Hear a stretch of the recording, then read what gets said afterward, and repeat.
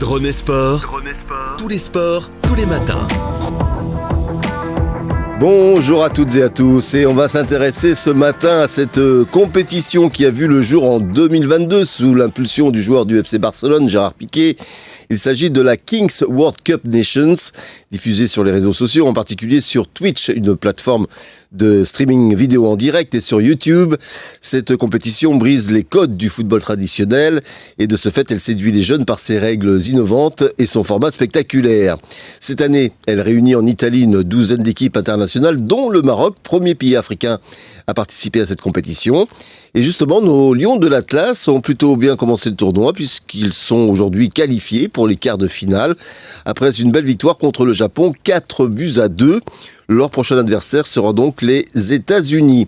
Ce tournoi privilégie donc le spectacle avec des matchs de 2 fois 20 minutes, avec un coup d'envoi original où le ballon tombe d'une cage suspendue, et puis aussi avec des buts comptant double en fin de période et des tirs au but façon shutout américain.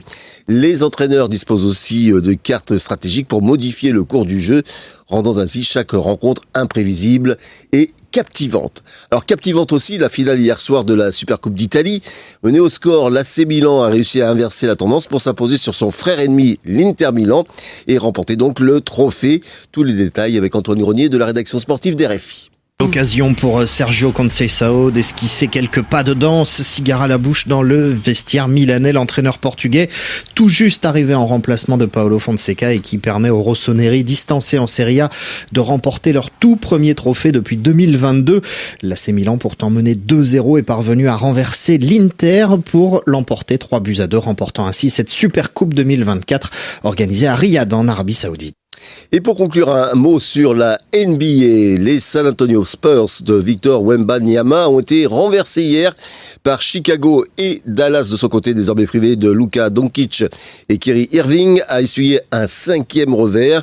Malgré un Wemby en forme, les Spurs ont gâché un match qu'ils avaient en main sur le parquet des Chicago Bulls, qui se sont donc imposés finalement 114-110.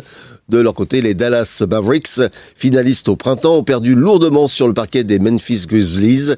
Ils ont ainsi essuyé une 5e défaite sur le score de 119-104. Voilà, c'est tout pour le sport.